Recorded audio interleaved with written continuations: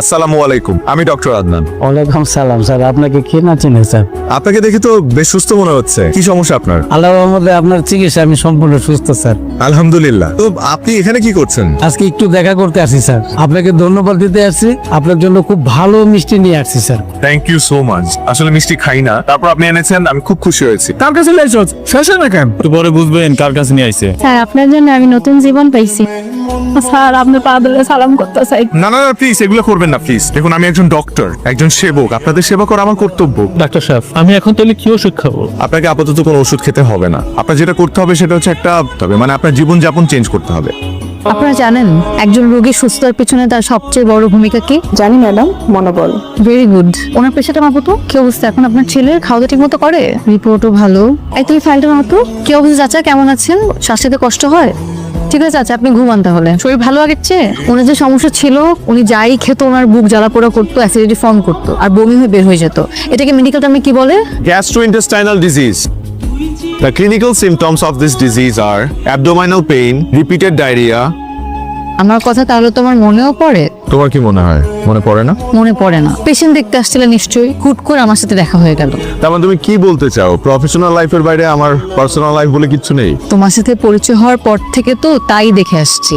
Madam, তাহলে আমাদের প্রেম হলো কিভাবে বলেন তো? ভুলে গেছেন?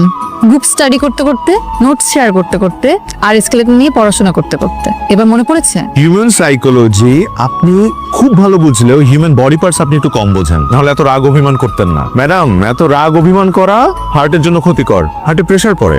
আমার হার্ট নিয়ে আপনার এত ভাবতে হবে না, আপনি আপনার পেশেন্টের হার্ট নিয়ে ভাবে। সারা, আমাদের প্রফেশনটাই তো এরকম। আমরা বেঁচে থাকি অন্যকে বাঁচিয়ে রাখার জন্য। এই যে মানুষগুলো অসুস্থ হলে সবকিছু ছেড়ে ছুড়ে আমাদের কাছে চলে আসে আমাদের ভরসা করে, আর আমরা আমাদের সময়, জীবন, স্বপ্ন সবকিছু ত্যাগ করে তাদেরকে সুস্থ করে তুলি। এটা আমাদের দায়িত্ব না, কর্তব্য না?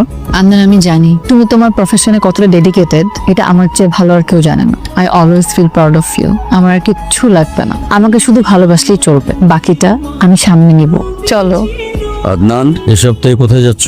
শিবপুর নামে এক থানায় যাচ্ছি। ওখানকার চিকিৎসা ব্যবস্থা নাকি খুবই খারাপ। ভালো ডাক্তার যায় না, হসপিটাল একটা আছে ওটা না থাকার মতোই। মানুষজন নাকি খুব কষ্টে আছে। তোমার নিজের গ্রামের মানুষ তো আরো বেশি কষ্টে আছে। চিকিৎসার জন্য ওদেরকে শহরে যেতে হয়। অবহেলায় রোগ পুষে রেখে দিনকে দিন মারা যাচ্ছে। আর যেহেতু আমি ওই গ্রামের ছেলে, তারা আমাকে ফোন করে প্রায় বলে যে আমার ছেলে এত ভালো ডাক্তার, অথচ তাদের জন্য কিছু করছে না। বাবা, আমি তো মানুষ একটা, কত দিকে যাব?